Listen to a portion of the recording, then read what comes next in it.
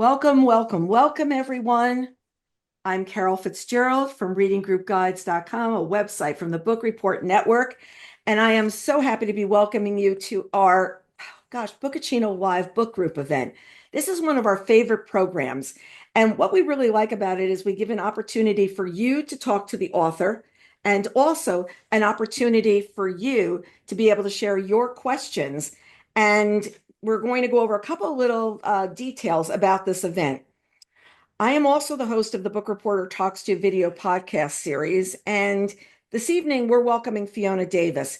And we're going to be talking about The Stolen Queen. Rebecca Monroe, who's one of our reviewers, had this to say about it in our Book Reporter review. The scope of Davis's work is breathtaking, nearly as dazzling as the artifacts she describes. And the mystery at the book's core is one of her most gripping to date, a true rip from the headlines tale of discovery and greed. So let me go over what the format for tonight's program is going to be. And let me start by noting that we're assuming everyone has read the book. This is the kind of book club where you're just not coming for the wine and the canopies. You're coming to be talking about the book, and we're going to be talking spoilers. I'm going to begin a discussion with Fiona, and then one of our readers is going to jump on and ask some questions. And then from there, later on, we're going to take questions from the audience. So if you have questions, please go ahead and drop them into the Q&A. And as the evening goes on, we will get to your questions if we have not already covered them in my discussion or the conversation with Debbie. So with that housekeeping beyond us, let's bring Fiona to the stage. Hello. Right on cue. I am so impressed. Look at this, like right there, you know? Thank you so much for this opportunity. This is just fantastic. And thank you, everybody, for joining in. And we love that you were so quick to say, yes, I'll be your guest, because this is one of those books that everybody wants to talk to you about. And it's just because, well, I've been a fan of all your books. Okay, this is book number 8. I've been in on all of them. But this is something I did different. I listened to this book with Linda Jones narrating it. And I thought it was such a wonderful experience. And the other part that was great is I actually heard the pronunciation of all the words that I didn't know how to say. So now I feel like, oh, I guess that will just roll off my tongue. No, we'll have to bring her back on to do that. But I felt like this was one of the books that if I was reading, I would be going, oh, the word that starts with A and keep on going. Am I Yeah. correct? Yeah, those Egyptian names are kind of really scary and very long. And I didn't realize what a task I gave the poor audiobook narrator until they came to me and were doing it and saying, all right, how do we pronounce this? And I was like, oh my goodness. When you write it, you don't think about Think about that. No. And when I'm reading, I'm not just thinking about it. I said, I think I need to know how some of these will sound. And I just saw somebody say in the chat, the pronunciation was like, it was key. It was really, really key. So let's start with you giving us an overview of The Stolen Queen and tell us, what it's about. Sure. So it is set at the Met Museum in 1978. And part of the book is from the point of view of this very serious curator in the Egyptian wing named Charlotte. And she's 60 years old and been working there forever. She does all the work, gets none of the glory. Mhm. And she is very unwillingly teamed up with her complete opposite. And that is Annie, who is a 19-year-old unqualified assistant to the Met Gala. And they have to try and track down a stolen artifact that they're both very personally invested in.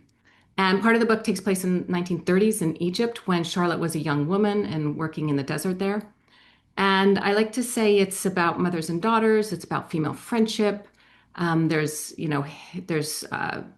curses, deadly curses. There's that kind of thing. And when I was on book tour, I realized that the best way to describe it is Thelma and Louise meets Indiana Jones meets The Devil Wears Prada. There you go. And everybody now gets what she's talking about. You're all Right. invested. See, you hear exactly what it is. I agree with you. I can understand your selection of the Met because you're always looking for this iconic building that you can be, writing about as a location. Had you decide to do the Egyptian wing of all places? I mean, you can go through the Met and say, oh, I could do this or I could do this. Why there? Honestly, and that's one of the things when I started thinking about covering that building, I was so intimidated because there's, I think, 18 or 19 different departments. I didn't even know where to start, but I knew I had to narrow down the focus in order to make the book work. And so it all came from this New York Times article about the 2018 Met Gala. And in it, they mentioned that Kim Kardashian had gone to that gala, and she wore this very tight gold dress. And at one point, she stood next to this very spangly gold sarcophagus that the Met had just acquired recently for $4 million.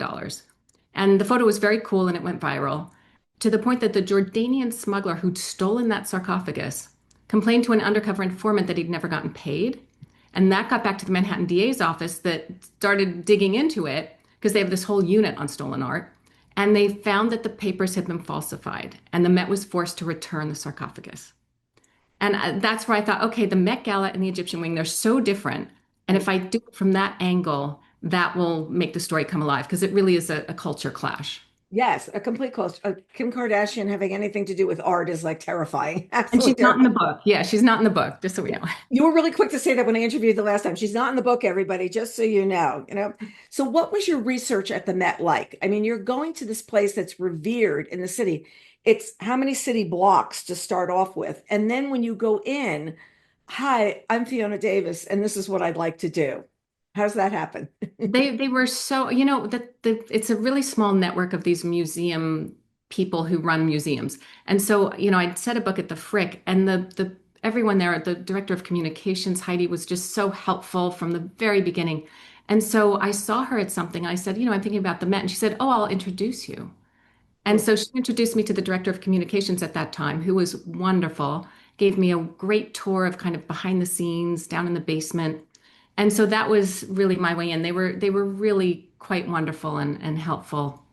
And then he introduced me to curators and art handlers and art technicians. So I was able to kind of slowly widen out my the contacts that I had there in terms of interviewing people and finding out what they do and just getting ideas for the story. When you're doing your interviews, are you writing? Are you recording? What are you doing? Because there's so much more available now than there was, even 7 books ago. Yeah, it's true. And I'm probably pretty old school where if it's on the phone, I will just type Hmm. because I can type pretty fast. Hmm. And so I'll just type as they talk. But so yeah, so that's what I usually do. I'm really old school journalism. Even if I go and interview someone, I have a notebook and a pen. Yeah, you're sitting and writing. Yeah. Yeah, and it's for me, it's like the pronunciations of the words and things like that. I would be totally over my head. I remember the King Tut exhibit in 1978. So I really know why you selected that time period. I joke that that's when I learned about time tickets. You had to have a time ticket to get in. Before that, I'd never heard of you have to be there at 10:48 in the morning and you're going to only be there for an hour and then your group is, onward. Why that time? Why King Tut? And then from there, why 1936? Like what are we playing with the time frames? Yeah, I actually started with the 1936 because I'd read this book called Empress of the Nile by Lynn Olson, which is a nonfiction account of this incredible archaeologist. And it had so much detail that I thought that's a really great time for a woman to be working in Egypt as an archaeologist. So that's very helpful. I have that resource. And so then I jumped ahead and said, okay, if she's 60 years old, that makes it in the 70s. And then 78, because the King Tut exhibit was opening, and like you said, it was the first time they ever used the word blockbuster, I think, because Yeah. there were lines 8 blocks down of people waiting to come in. And I thought, well, that's great because it's kind of a pressure cooker. If the book is, the month before that happens, that means everybody's stressed.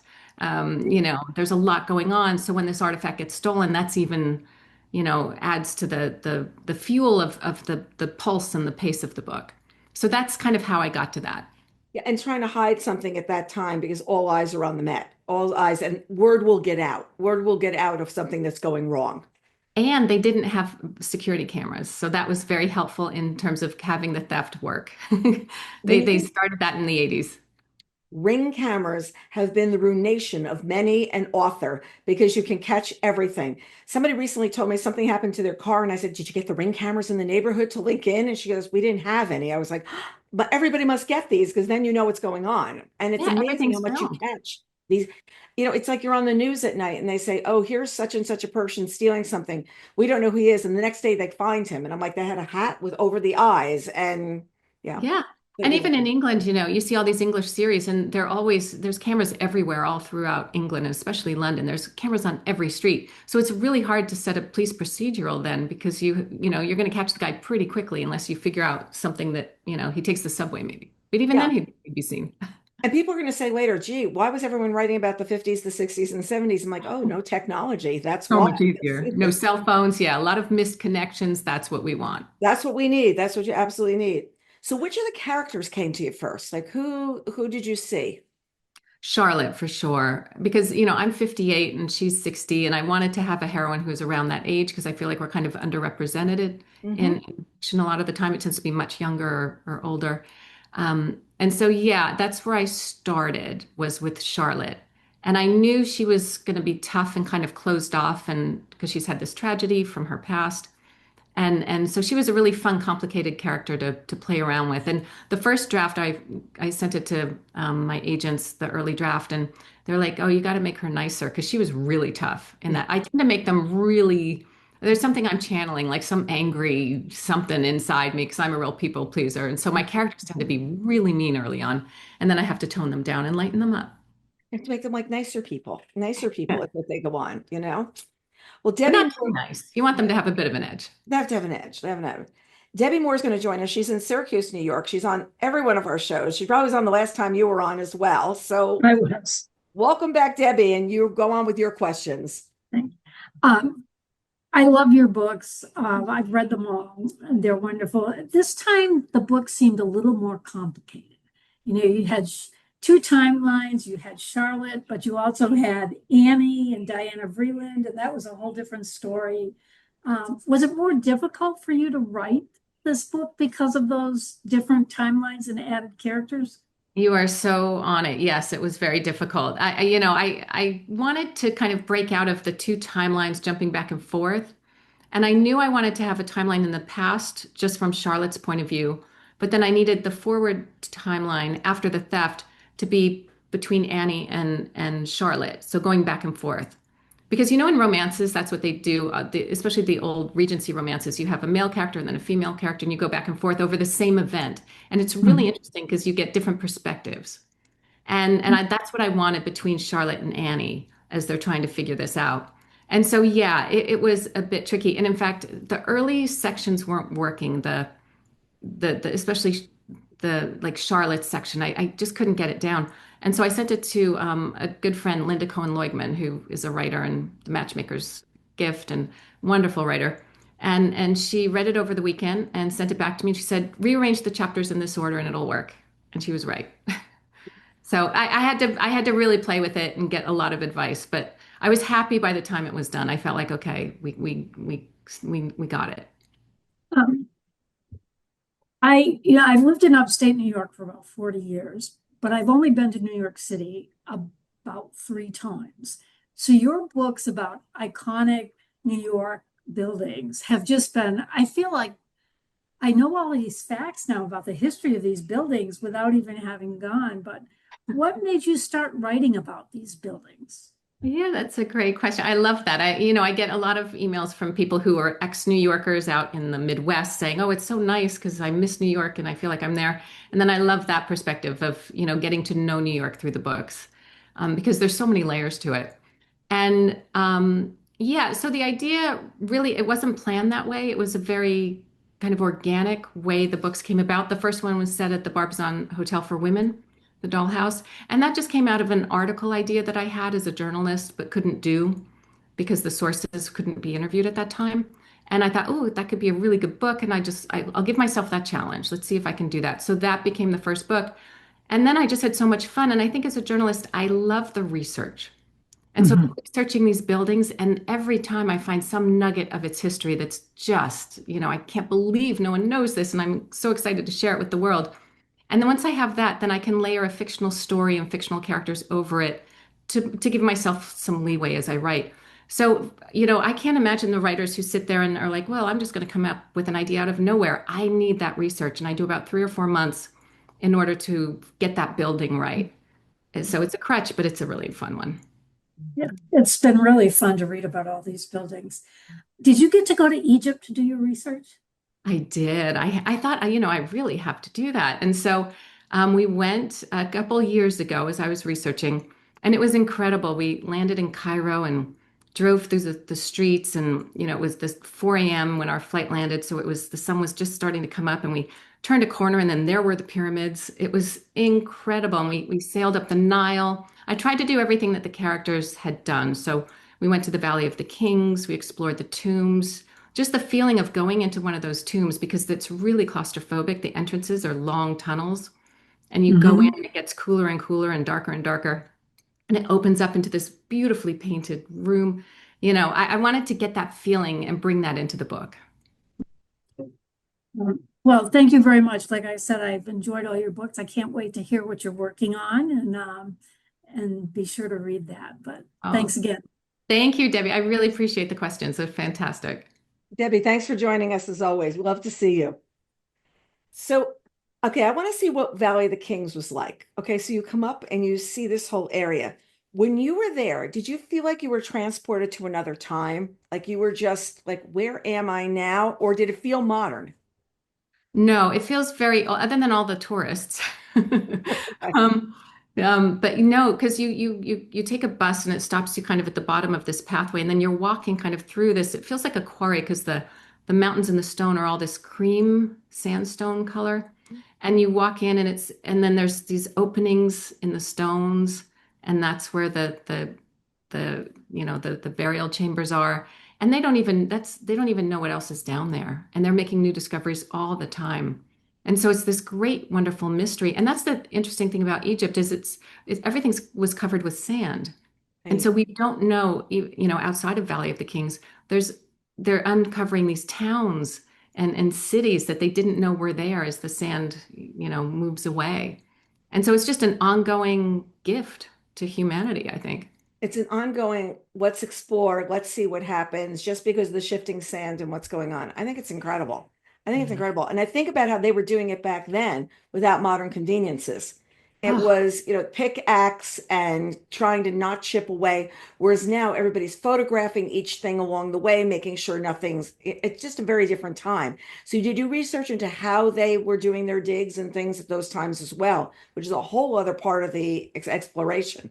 yeah, yeah. I wanted to make sure I had the right tools, the right process, who did what, because it was a huge team effort and certain people did certain things and they brought in, Egyptians to do other things. And so it was this whole hierarchy of the dig that I wanted to make sure I got right. And then Charlotte as a woman is very rare to Mhm. be working there. And so, she has a whole other position in that historical time period that's even tougher than some of the young archaeologists. And it's just fun getting details like when they would sleep out in the desert, they'd sleep in tents and cots. And they would, before they went to bed, you'd put a cup of water under the legs of each cot so that the scorpions couldn't climb up. Hmm. And you read that and you're like, oh, that is so visceral. That just puts you right where it is. And just what the lengths they went through were incredible. Yeah, what they were doing to make these discoveries, where it's not we're just going to drive out there. If you're going to drive out there, it's a whole totally different way of driving out there. And then she has a child at this point as well, too. And she's in this other mom moment of wanting to get back out to the dig, which you're not doing in that day and age. It's like, no, no women on the dig with her moms. Well, no Yes. on the Yeah. dig. Yeah. Yeah. And unfortunately, she's really, stuck as her husband and the other team members get to go out and do it. And meanwhile, she was, before then, she was making some really important discoveries, more than the men were. Right, right. And she was seeing things in a different way and bringing her idea to everything. I just found it was interesting because, like, once you had a woman, you were not, once you had a child, you were not going. It's not like somebody else could watch your child. No, you were now supposed to be home being the mother. That's what all you were going to do. And then you layered in that mystery of what happens with the child, what happens with the husband. Was that something you saw right from the beginning you were going to do, or could you have left them intact and just the other guy as the villain? No, I knew, one of the reasons I wrote this book, because before I write the book, I kind of think, okay, what's the emotional core for me of this book that I'm going to live with it for 2 years? And for this, my dad had recently passed away. And so my mom and we were close to start with, but you become even closer under those circumstances and kind of more protective of her in a way that was new. So I knew I wanted it to be about mothers and daughters, but I don't have children. And Mhm. so I've always avoided that in my earlier books. You'll see there might be a step kid, but I always avoided it. And so this one I wanted to really do a deep dive and see what is that maternal instinct like? What happens when things go terribly wrong? Yeah. You know, How do you manage that? What is that? And I felt like I was able to do that emotionally at that point. And also the not knowing, not knowing. It's not like, oh, these people were recovered or this is what happened that day, as we might know now. It was, okay, this is like off the radar, and you go on with your life not knowing what happened. Yeah. Yeah, and her parents weren't helpful. Charlotte's parents just want to not talk about it. And so she's lived through this horror, this terrible thing, and has PTSD from it. But of course, you didn't have a name for it then. You just carried on, and it really stunted her through the rest of her life. And it's not until she can figure out what happened and solve that mystery that she can really become a fully formed person. And she becomes more brave as time goes on as well. That's what I loved is like, well, okay, fine. The worst has happened. Now I'm not going to take any chance. It's not about taking chances anymore. It's about just doing what I know is right. And so talk to us about, let me see if I can do this. Hathakari. The Yes, perfect. how was that? See, I listened a lot, Linda. I listened. A rare female pharaoh dismissed by most other Egyptologists as unimportant, which in the book she's fictitious. It's fictitious, but draws an idea from something else. So give us the background on how you came up with her on top of all Yeah. else. She's very much based on a female pharaoh named Hatshepsut. And she ruled in the Middle Kingdom. And it was interesting because it was rare to have a female pharaoh. Mhm. And she was married at 12 to her half brother, as one did back then.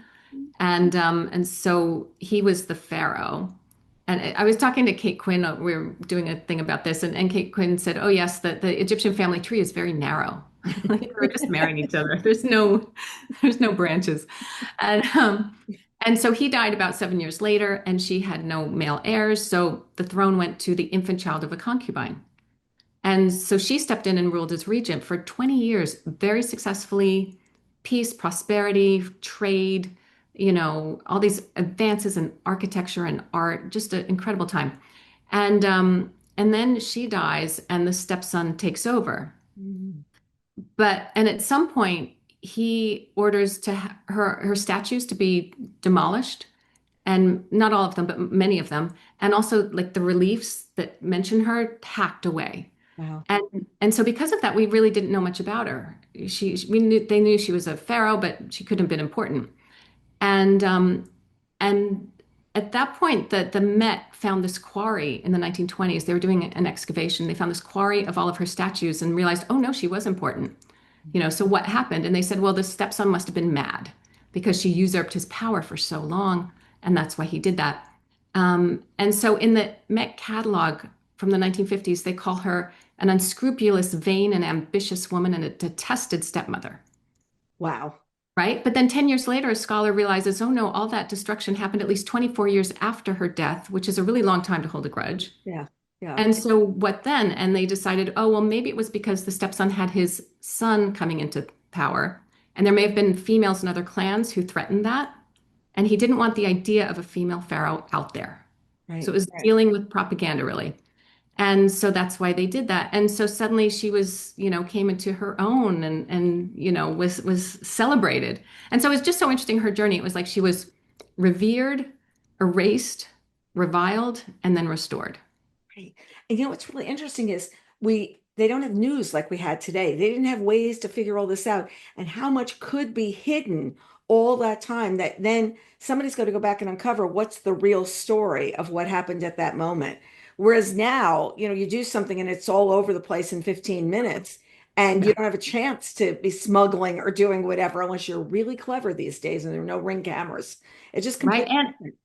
And on top of that, like you're saying, most of history was written by men as well. So women were often given short shrift. Yeah, yeah, it just wasn't, same thing. So I love that you talk about the Met Gala because believe me, I was in magazines for years and years and years, but it is so different now when Deanna was running this, Deanna Vreeland. I mean, she was just a legend, a power. And it was interesting because she wasn't stunningly gorgeous. She was somebody who just exuded a love of fashion, a love of party, a love of ceremony, and a love of things being done a certain way. And I think that the costume exhibit now is like celebrity costumes, like Halloween. I call it the first Monday in May is Halloween because it's just or Tuesday or whatever. I think it's March Monday. And you're just sitting there like that's exactly like Kim Kardashian when you were describing her. If she an icon of fashion, Deanna would be flipping in her grave of like, this is who we're looking at these days as this is like who the body shape and everything that we should be emulating. Really crazy.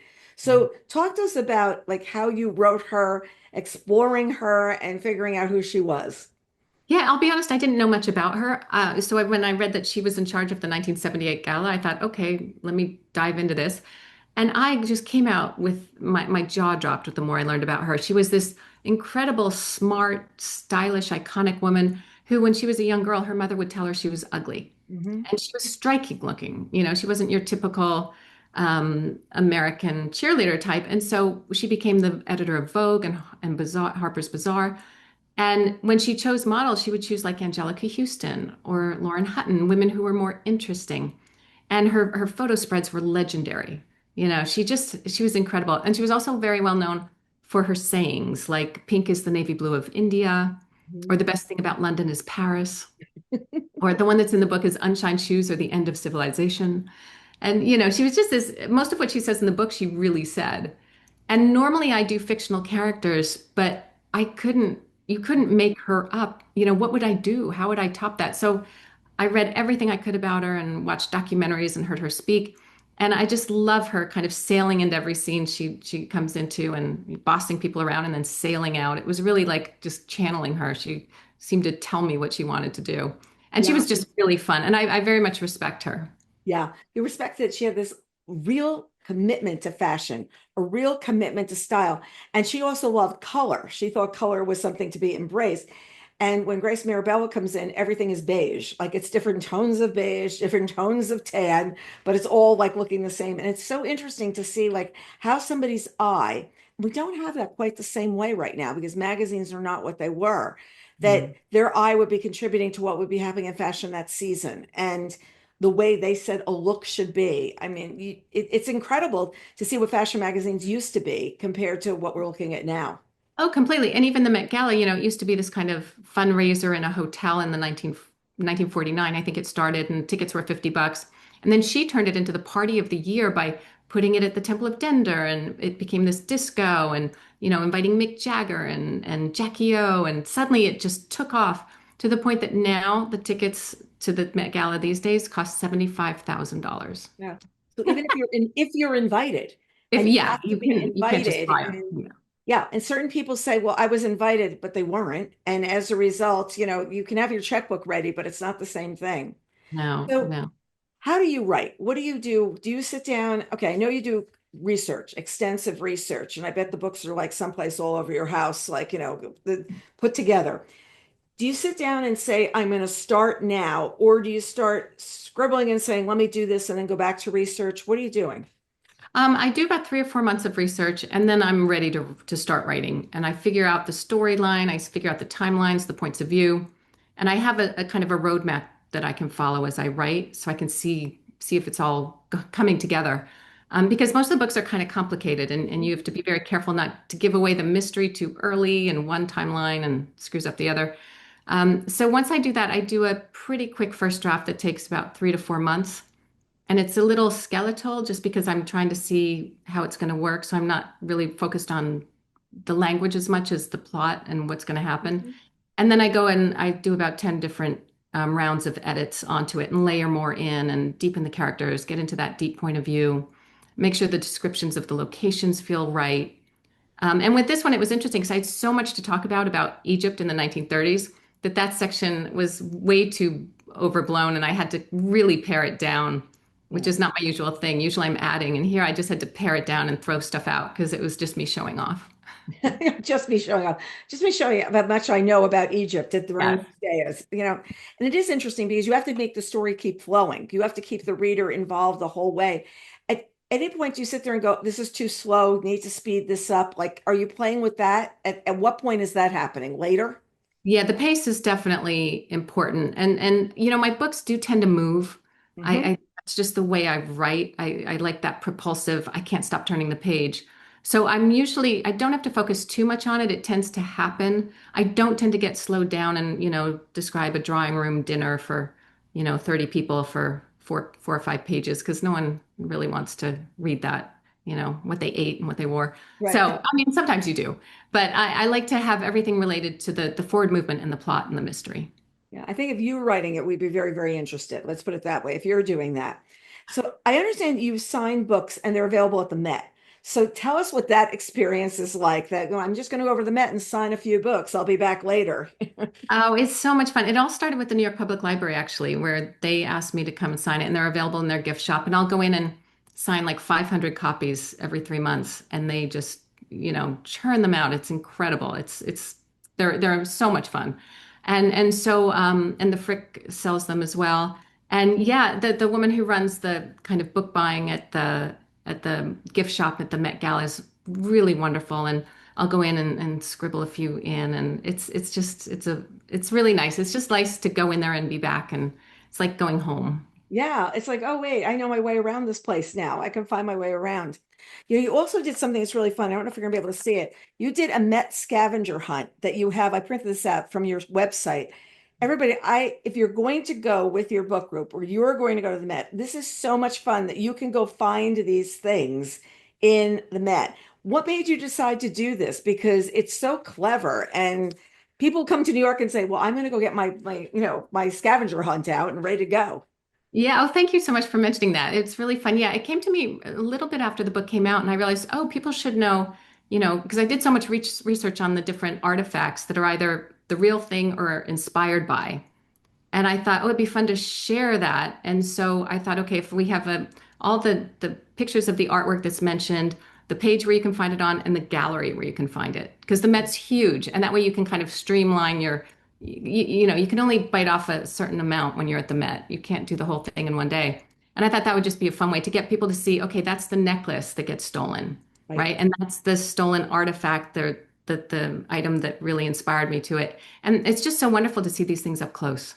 Yeah. And be able to see, Oh, like, I really loved, I remember last time we spoke about the broad collar. And I said, yes, what does the broad collar look like? And we're over here and we can yes. see what the broad collar is. And I think I'd like to have a broad collar. I think this would be, I think They that would sell be, one in the Met gift shop. They do. It's quite lovely. oh, Mhm. really? Yes. Okay. I'll bring my husband. I'll say this is my anniversary present. Okay. Yes, it's There you go. perfect. Yes. In your author's note, you also mention a number of books about the Met, and I think that's what we're about your research process. And one of them that you mentioned, I actually picked up, which is Yes. called All the Beauty in the World. Let's see if I can do this where it's actually not going to glare. No, I think it's going to There glare. we go. But it's tell us about this book in particular and why you picked this one to tell people that you were interested in having them pick up. Yeah. Oh, it's such a beautiful book. And when I was researching, I found online that there was this former security guard who would give tours. And so I reached out to him and he gave me a tour of the museum, kind of from his point of view. And he'd worked there for 10 years. And at the end of the tour, he mentioned that he had a book coming out. And I was like, oh, let's have coffee and what can I do to help? And so he mentioned that it was a memoir. It's about his older brother dying of cancer. And he was working for the New Yorker and kind of, high-powered job. And he just wanted to just get off the world for a little bit and be able to grieve. And so he became a security guard and was there for 10 years. And it's Wow. the most beautiful book about love and loss and art. It's stunning. And so when we went out, I said to him, what can I do to help? And he said, well, yeah, I said, what's going on with your book? And he said, well, the week after it comes out, it'll be in Talk of the Town of the New Yorker. And then Sunday morning, CBS is doing a feature on me. And I was like, you're fine. And the thing is, it's a New York Times bestseller. It's a world international bestseller, and he's a wonderful, wonderful person. And just did a one-man show down in the Village based on it. I love it. I love Yeah. it. But I got this and I said, as soon as you said that, I said, I'm going to go pick that up because it's just the kind of thing where if you want to know more about a place, it's one of those places that I'd love to have a lot of time to explore. I took classes there when I was in college, which was just amazing to be able to go down and have that be your art class when you were at Fordham. And we toured around the museum, but it's, when you're in college, you're not paying attention to things, let's get real, about the same way, it's about the Mhm. subway ride down, who was in your class, and like all that kind of stuff at the same time. Yes, exactly, exactly. Tom, our editorial director, our voice of God, do you have some questions for us? Yes, we have some really good questions. So first, we're going to start with a couple of people wanted to know about moths. And Denise Denise asked, did the situation slash disaster during the special event when the moths were let loose really happen at any one of the events?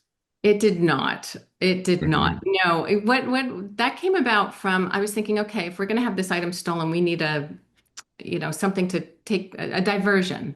And I was thinking, okay, then what's the worst thing that could happen at an exhibition of clothes? And immediately I thought moths, and I thought, oh, that could be just the visual of it was so. And so that's where that came from. And I couldn't wait to write that scene. I was very excited to do it because just it's such an utter disaster. And poor Annie, right? It's the last thing she needs. So no, that never happened. I could picture Vreeland the next day. The malls, they were everywhere. Oh, the malls. Exactly. And also that, her kind of vague interpretation of what she wants would let Annie think that she should get live butterflies. Yes, That's yes. a good idea. Like it's just total miscommunication. Total miscommunication. Loved it.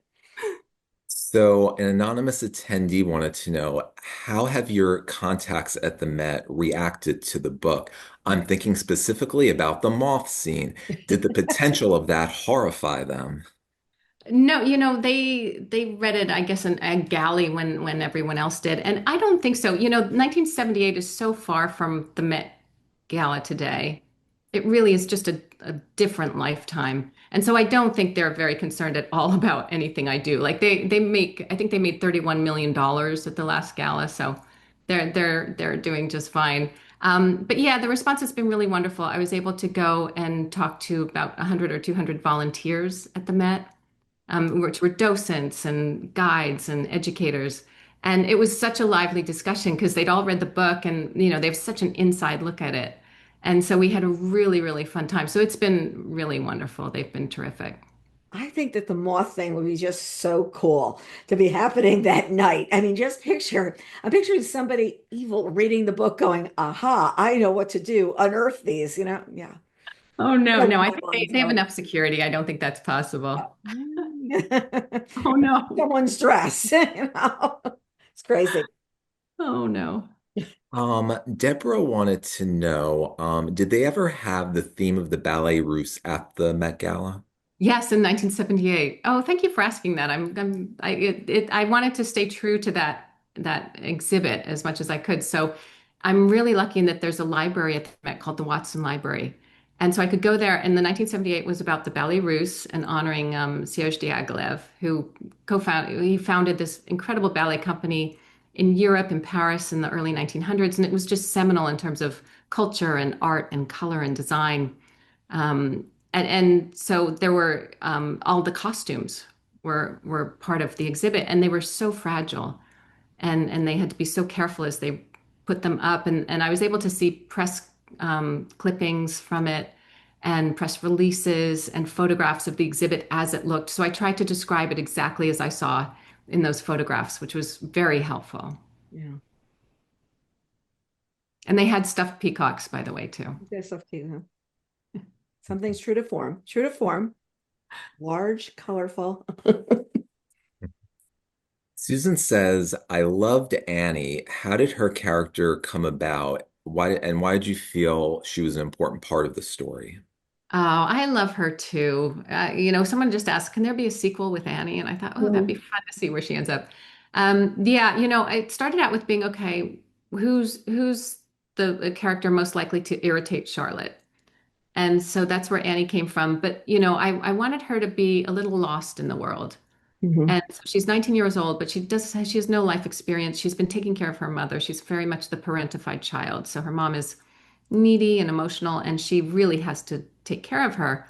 And it's only when she takes this job at the Met that, again, she's so unqualified for, that she starts to have challenges and be out in the world, and she has no idea what she's doing. And I feel very close to her because she's looking for a mentor. Mhm. She's looking to Deanna Vreeland to guide her as to how are you a woman in the world in 1978. And then she turns to Charlotte and she's just glomming onto people trying to, figure out how this all works. And so I loved her journey in the book. She was very fun to write. No saddle shoes. Take those off now. No more saddle shoes. I love that line. It was great. Yes, exactly. Yeah, she gets into all kinds of trouble, but I really like that. Loved it.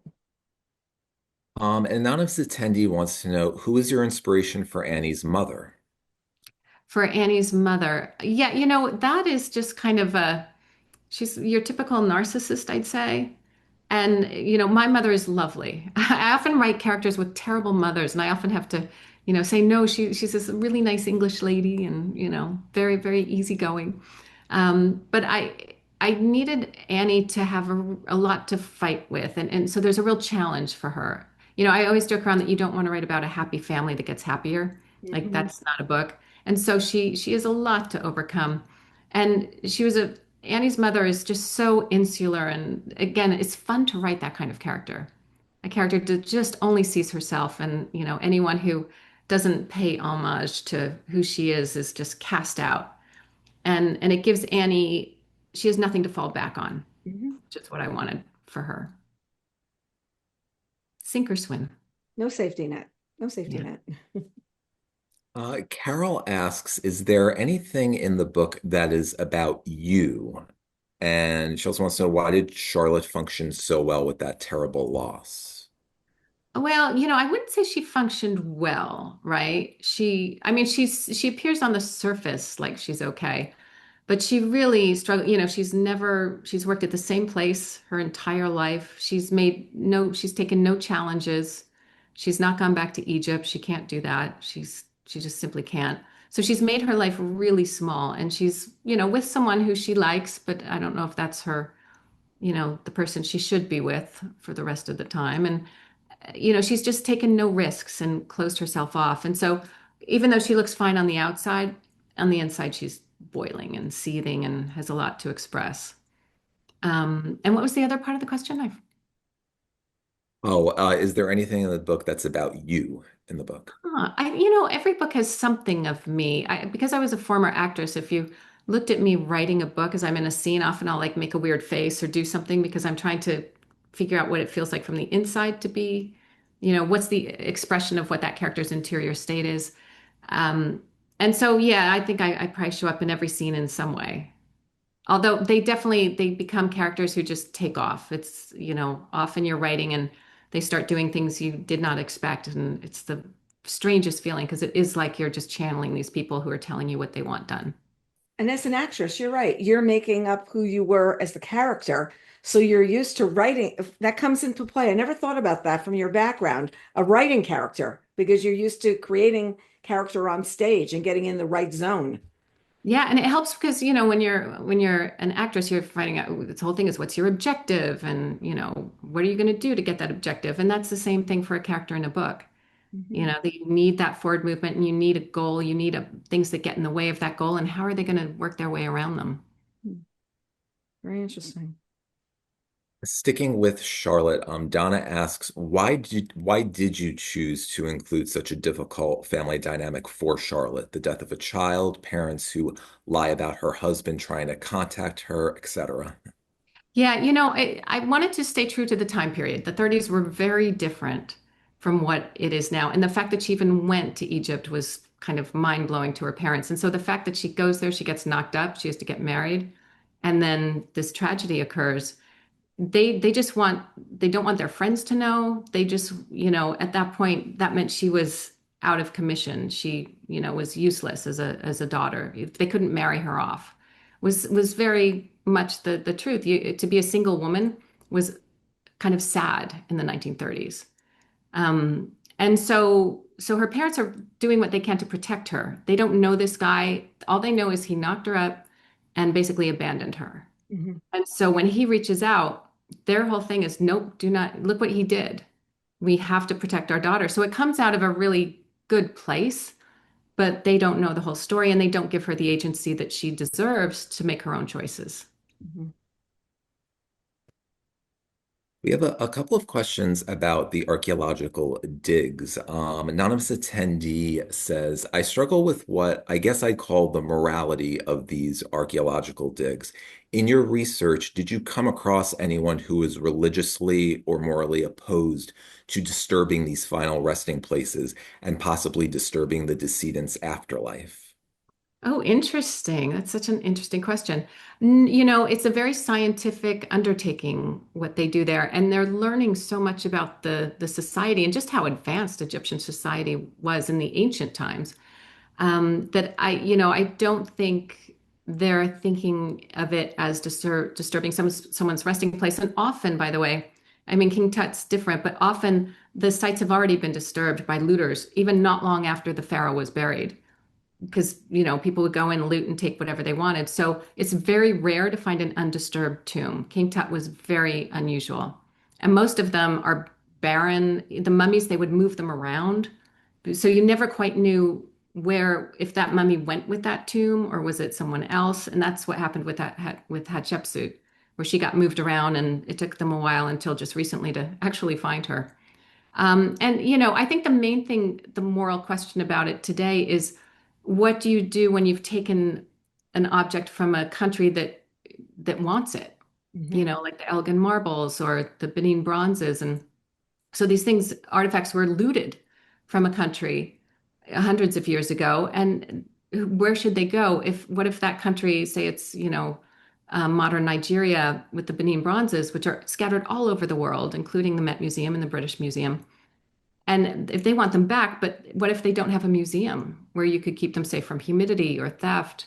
Or what if the government needs money, so they end up selling them to a Russian oligarch who then puts them in his villa, and researchers and students and scholars can no longer get access? Yeah. And that's a real question of the repatriation of stolen art that's going on today, because they are trying to make amends where they can. But it's a really complicated question. That's one that comes up in the book that I knew I had to explore. The Met has a new post called the Director of Provenance. And his job is to figure out, okay, what things belong here and what things should be returned. Tom, I'm just going to jump in here real quick. I went to school in New York. I went to Fordham up in the Bronx, and I am thinking, with the number of books you have, okay, let's give you one or two more, how interesting it would be to have an English course that is an English and an art course that you go to the museum, you read the book, and you go back and forth. And think about it. You've got practically a syllabus for a whole semester at school at this point. Has anybody approached you? Because if not, I've got an idea for you of what to do with this. I Oh really my do. goodness. No, no, I have not. It looks like we're going to be starting some tours in the Hmm. fall, kind of a half-day tour. It'll start with the Stolen Queen, be focused at the Met by a really great tour guide who understands my books. He understands the history of the building in New York. And so that'll be fun to kind of bring the books alive in modern day. And we recently did a tour with a travel agent who arranged for 4 days, and there were 8 people, 8 readers came, and we toured every location in the book. And it was really, really fun. And so we're going to do that again next April, I think. Yeah, I think that the more that I'm thinking about, like, to just get people out to and understand the city Yeah. and also understand the books and the writing of the books. There was a professor at Fordham that was actually teaching like modern novels. And my son was taking that class, and we were bringing in speakers for this teacher. And she's a writer as well. Her I name's love that. Mary Bly, and she's at Fordham, and she writes a romance series. And it was really interesting because he said, Mary Higgins Clark, who he knew through like, work, would come into the building. And he said it was really, really interesting. So, Yeah. Yeah. what to be able to do. I don't know. I got some ideas for you. Let me noodle this around some more, Yeah. Oh, yeah. That sounds fun. I like I it. want to, I'm one of those people that wants to make learning fun. And that's Mhm. what I think you do in these books is we're thinking about these things that we might not have thought about before. So, and Tom, I'll let you go back to questions now, but I had to jump in with that one because I think that's an idea. I Now, like that. now that would be an amazing way to get students engaged in what they're learning about. What they're Yeah. learning about the city, getting away, like getting around to do everything at the same time. Because too much, I think, of studying is studying, and Mhm. instead of immersing. And if you immerse, I mean, what a lot of people go to Europe? They go to Europe for their spring semester abroad to go all over Europe. Yeah. Yes, to go drink underage in all those countries, which you can do. But it's also this opportunity to go learn and see, what's happening overseas, and it's just very, very different. And but here we've got New York and what you'd be able to do, you know. And that's what's so great about historical fiction is it does feel like you're learning history, but it's not being forced down your throat. And then remember these dates and times. It's, here's these real people or fictional people who lived, and this is what it was like. Right. And this is what it was like to be a woman in the 1930s and what she was going through. And her parents are saying, yes, you got knocked up and now you're like, we can't get you married off anymore. And, what are we going to do? All right, Tom, you're back. He's used to me. He's All used to right. me. No, I'm glad you jumped in with that because He went to Fordham that's too, so he's got the a same fascinating feeling. concept. Wonderful. I know it was a class that I would most definitely be interested in. So, Love it. yeah. Love it. Adult school class, something along those lines. It's, Fun. Right. Absolutely. So Pat says this book really piqued my interest in Egypt and the digs going on there. Is there a website or other resource that you can recommend that shares current information on the ongoing digs there? Yes, there is. And you know what, I can't think of it off the top of my head, but if you do map of Thebes, Thebes, I think, a Theban map, there is an archaeologist who's trying to map out all of them and figure them out and what goes where. And he recently discovered one that looks like it could be enormous. So I think if you Google that, you'll find this map of the Valley of the Kings. Mhm. And you can click on each one and it'll take you inside. And that was very helpful as well. Tell you what was found, what year it was, that kind of thing. All right. Sorry. Okay. He's going through the whole Q&A. We're talking. Yeah, He's going through the Q&A. there are a lot of good questions here to sort of Right. I love it. to look through here. Sheila says, I love the cover of the book. Did you have any input in selecting it? Yeah, the art department at Dutton they're just fantastic. And I know historical fiction is known for, a woman wearing a costume and with a hat looking back wistfully. And some of my books have that. But we wanted to try something different. And I just love that I love the angle of it. Yeah, they came to us with that. We moved the pharaoh. It was kind of off in the corner and we moved it more forward and changed the color a little bit. But other than that, I don't think we changed much. I thought it was perfect. Very powerful. What's going on? I just love it. I love it. Gorgeous cover. Yeah, they do a very good job. And the cover is so important. You want to Mhm. get that right. Definitely. Carol asks, why are you so kind to Charlotte's parents? And can you talk about Charlotte's spirituality? Ooh, Charlotte's spirituality. I think she's just a woman bruised, and I think she has a sliver of hope that maybe what she lost can be found. And this artifact really opens up a real hornet's nest for her because it means she has to go back to a place that she swore she wouldn't, and she has to find out the truth. And so I think her spirituality is wound around the science of these afterlives of Egypt and the mysticism of that time period, but rooted in, all right, the realities of what really happened, who did what, this pharaoh who is so under heralded. That's her main focus is to bring Hatshepsut to light. And in doing that, she brings herself to light and brings her child to light. So yeah, it's a tough story. And I guess I'm tough on her parents because, they did what they thought they should. And so I think we can look back today and think that would be terrible. But back then it was no, we protect the family name and we Mhm. protect the family honor. Mhm. And that's what they were trying to do. Mhm. I kind of feel, I feel for them. I don't think we're being too hard on them, but I think they were doing their best to see a daughter who'd come back a shell of herself. Anonymous attendee asks, as a graduate of William and Mary, would you ever consider Williamsburg as the background of a future book? Wow, there's so much there. My goodness, yeah. And they just recently opened the one of the first black schools for slaves.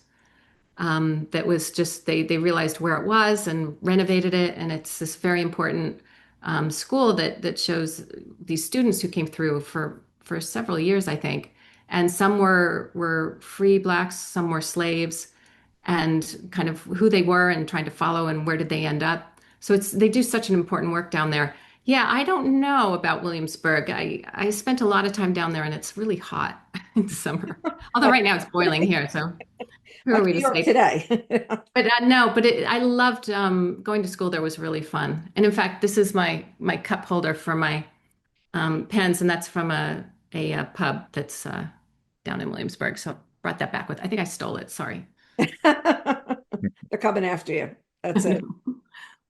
So we have a really nice comment from Jill and a question. She says, I retired from my career but work part-time in a bookstore.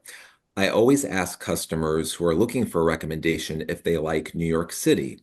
When they say yes, I tell them they have to read Fiona Davis. Oh.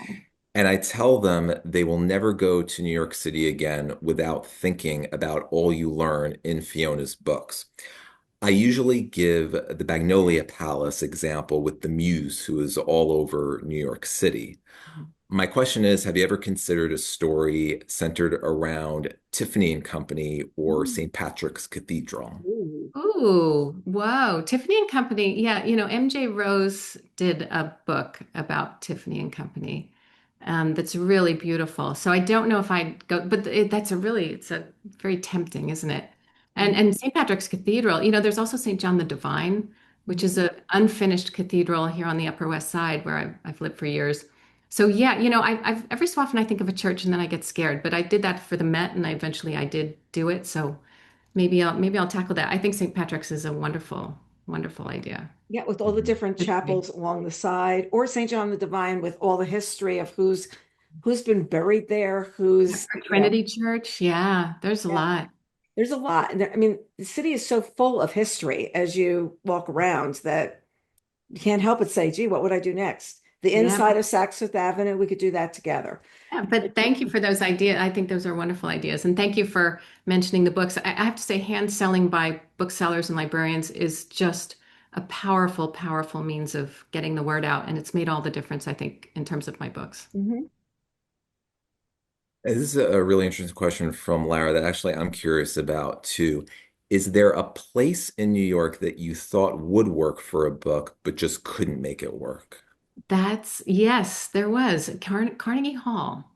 I wanted to Hmm. set a book there, and I when they built it, there were these two floors of artist studios. Bill Cunningham lived there, Marlon Brando lived there, all these crazy artists and opera singers and photographers. It was like this, nutty little city on top of Carnegie Hall. And I really wanted to set a book there, but I like to have something happening on the outside of the building as well, kind of an anchor for the time period. And the only thing I could find was that Carnegie Hall was almost destroyed. They were going to put up this bright red skyscraper over it. Mhm. And that story was too much like the Grand Central book, The Masterpiece, where you're dealing with landmarks. And I thought, I don't want to repeat myself. But then, not long after, Amazon came to me and asked me to do a short story. And Mhm. I thought, oh, that's perfect. So I set it there. It's called A Wild Rose. And it's about a woman, a classical pianist who can't play. Her fingers start spasming. And she kind of gets pulled up into this Warren's den of artists and um, as a way to kind of hide out because she's suffering so much from that and not being able to play. And so she kind of learns about these artists who do art for art's sake Mhm. versus for money or acclaim. And that's kind of the theme of it. And it was so much fun to write. So it ended up okay, but that's the only one that didn't make the novel cut. And do you have that on your website? That Yes, I think I do. okay, because I'm always going to send people out there, and then you've got the short story that you did, the other audio book that you did as well with your partner. Yes, yeah, the Well, Gimlet Slip. Yes, which I have to check that that's on the website. But the Gimlet Slip was a audiobook I wrote with my boyfriend, who's a thriller writer, Greg Wands, and it's a Prohibition era New York City, and there's a crime leader, a woman who runs her crime ring out of the penthouse of the plaza, and then her getaway driver, who's a young woman, and the detective who's trying to bring them down. And it's called the Gimlet Slip. I love that. I really enjoyed listening to that one. It was It's fun. fun. Fun. It had the propulsiveness of the thriller of what was going on with her and her driving the getaway car, like and making those turns. I love like how you make the turn. Yeah, that was Greg doing all that research. It was great. I love to share the load. It was fantastic.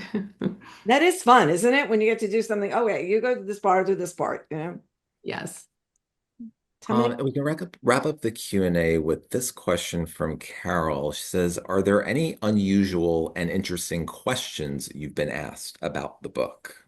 Oh, gosh, that's a good one. I'm trying. There were some really good ones tonight, actually, to be honest. Yeah, you tend to get those kinds of questions.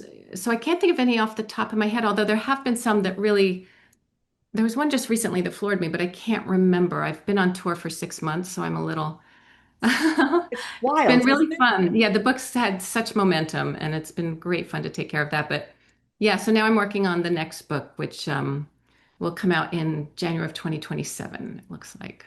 And that's what everybody's question has been all night is, are you working on something next? And when can we expect to see it? That was the question.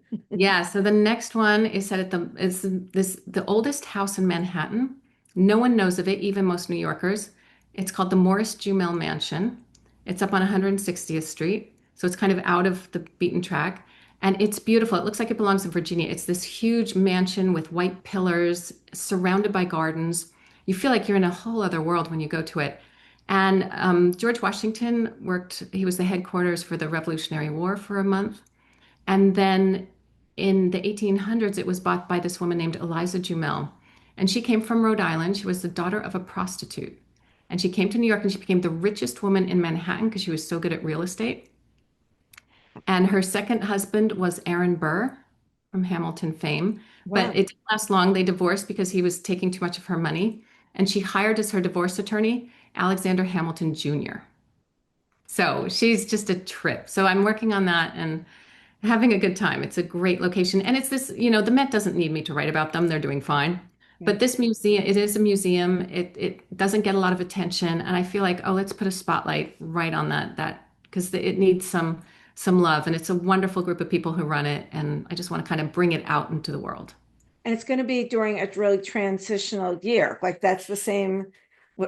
I'm never remembering what's the anniversary of, but it's the anniversary of something really big in 250, yeah, it's the 2050. 250th Yeah. of America. Yeah, that's next year. Yes. So yeah, so the timing is kind of good, which is great. Yeah. My son is the historian of the family, and he's like, Mom, I'm going to the meeting about the 250. I was like, okay, what is like, where are we going? What I is this? know. I feel like the 200th was just, 7 years ago. So Yes. Yes, and it's hard to say, oh, do I remember that? Wait, I'm only 27. How can I remember that? No, there's no way. And let's not feel no. bad about how old I was during the 200th. But no, it'll be really interesting to see, and doing it about someplace that's different, where to go there is like not something everybody does all the time. I mean, Yeah. people go up to the Frick, maybe. Like, do they go really? Where do they go? And as I was traveling around the city last week or a couple weeks ago, there was an US Book Show was way uptown and it was up in Harlem. And we got out and there was this museum that we were walking past from the parking garage. And I was like, what is this museum? Like, where is, Homer. you know? Yeah. Yeah. And Mhm. it's on the east side. And it's blocks long. And I said, never been there. And then Yeah. they had a woman who was speaking, was talking about another museum. And I was like, there's so much to see, and tourists come and see the typical things, but there's that next step down of come back to New York and go see these places Yeah. and remember what they were like as well. Yeah, that's really Yes. cool. It's so much fun. There's a lot to play with. There's a lot to play. So are you on the researching part right now, or are you on writing? Are you up to I'm the writing? writing part. Writing Yes. part, writing. Yes.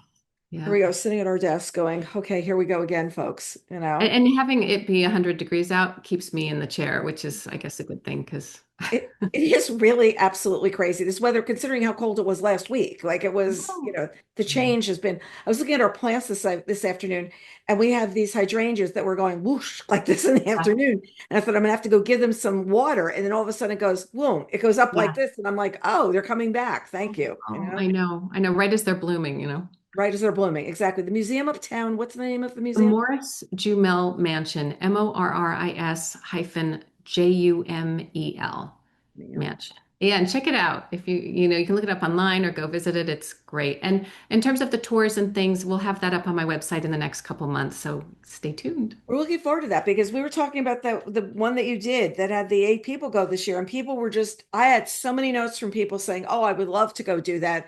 And for those who are interested, Fiona actually wrote about what the day was like and added some pictures and put it up on our site. So if you want to go back and see more, just, go out there and take a look at that as well. Yeah. Fiona, it's always fun. We always have a good time. Thank you so Oh my much for God. joining us. Really. Thank you. Thank you to you and your team for helping everybody get the word out. It's so tough these days, and you guys do such an amazing job. And thank you everybody who joined in. I saw some names I recognize. Thank you guys for joining in. This was just a blast. I love it. It was a fun way to spend a really warm night in the summer. Here we go. Here we go. And now go get a nice cool glass of white wine. You'll be all Yes. set. And we look forward to seeing you again for the next book. We'll figure that out for sure. For I'll sure. be back. Yes, I'd Thank you love so, that. so much Thank for you. All joining us. Thank right. you so much, Fiona. Thanks, everybody. Thanks, Tom. And I've got a couple more announcements from us. First of all, tonight's event will be available on YouTube and our podcast soon, and we'll alert everyone that registered when that is live.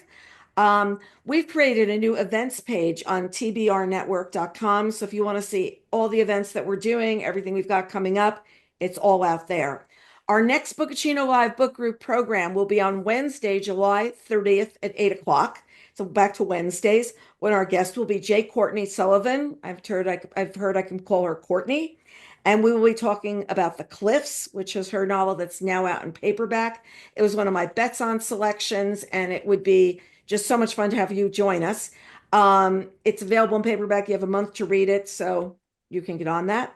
Our July Bookaccino Live book preview event is going to be held on Wednesday, July 9th at 2 o'clock in the afternoon. We are not going to be doing a Bookaccino Live event in evening event in August. We're taking 1 month off, and then we're already booking guests for the Bookaccino Live Book Club for the fall. So we're putting those ideas together now. If you sign up for our events at the Book Report Network newsletter, you'll never miss an event.